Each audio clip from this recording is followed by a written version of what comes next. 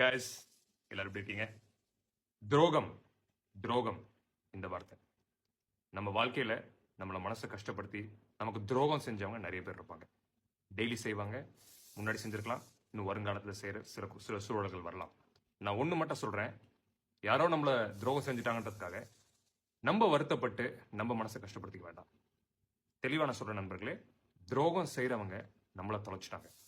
சத்தியமா என்ன பண்ணாலும் நம்மள அவங்கள வாழ்க்கையில திருப்பி அவங்க நினைச்சாலும் என்ன பண்ணாலும் அவங்க வாழ்க்கையில நம்ம இருக்க போறது இல்லை. ஸோ லாஸ்ன்னு பாத்தீங்கன்னா நமக்கு துரோகம் செஞ்சவங்களுக்கு தான். பிளஸ் துரோகம் அவங்க செஞ்சு அவங்களோட ரியல் கலர்ஸ், உண்மையான கலரை நம்ம கிட்ட காமிச்சிட்டாங்க. ஸோ அதனால சந்தோஷப்பட்டுட்டு, நல்ல வேலை இந்த மாதிரி மோசமான மக்கள் அவங்கள எக்ஸ்போஸ் பண்ணி அவங்கள காமிச்சு கொடுத்துக்கிட்டாங்க அப்படின்னு நம்ம அதை புரிஞ்சுக்கிட்டு நம்ம வாழ்க்கையில ஃபோக்கஸ் பண்ணி சந்தோஷமா போயிட்டே இருக்கணும். லாஸ் நமக்கு கிடையாது, அவங்களுக்கு தான். ஸோ நம்மள மாதிரி ஒரு நல்ல மனிதரை இழந்துட்டாங்கன்றதுக்கு அவங்களுக்கு தான் லாஸ். ஓகே ஃப்ரெண்ட்ஸ், ஸோ துரோகம் பண்ணவங்களை உதறி தள்ளிட்டு போய்கிட்டே இருங்க. Love you all. உங்க எல்லாருக்கும் நான் இருக்கேன்.